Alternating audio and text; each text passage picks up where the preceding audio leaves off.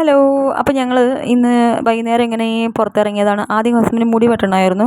അപ്പോൾ ആദ്യം മുടി വെട്ടിയിട്ട് പിന്നെ മേലിലൊക്കെ മുടി ഉണ്ടാവുമല്ലോ, മേല് കഴുകിയിട്ട് വരാമെന്ന് പറഞ്ഞു. എനിക്ക് മണ്ട കായം തുടങ്ങി. കാരണം എന്താ വെച്ചിട്ട് ഡ്യൂട്ടി കഴിഞ്ഞ് മെല്ലെ വന്നോളൂ, അപ്പോഴേക്കും പുറത്ത് പോകാൻ വേണ്ടിയിട്ട് പറഞ്ഞു. പിന്നെ അത് കഴിഞ്ഞ് മുടി വെട്ടി വീണ്ടും പോയി പുറത്തേക്ക് വരണമെങ്കിൽ ബുദ്ധിമുട്ടല്ലേ. അപ്പോൾ ഞാൻ അതൊന്നും കുഴപ്പമില്ല പറഞ്ഞു. അപ്പോൾ ഹസ്ബൻഡ് നേരെ ഒരു ടീഷർട്ട് എടുക്കണം പറഞ്ഞിട്ട് കടയിൽ പോയി. ടീഷർട്ട് എടുക്കണ കടയിൽ പോയാൽ എപ്പോഴും ബ്ലാക്കും ആ ചുവപ്പും, എപ്പോഴും ഇതാണ് നോക്കുക. അപ്പോൾ ഞാൻ ഈ ഒരു ടീഷർട്ട് കാണിച്ചപ്പോൾ തന്നെ ഞാൻ പറഞ്ഞു അത് കുമ്പക്കളി പോലെ ഉണ്ട്, അത് മാറ്റി വെച്ചോളാം. അപ്പോൾ വേഗം അത് മാറ്റി വെക്കണ്ടായിരുന്നു.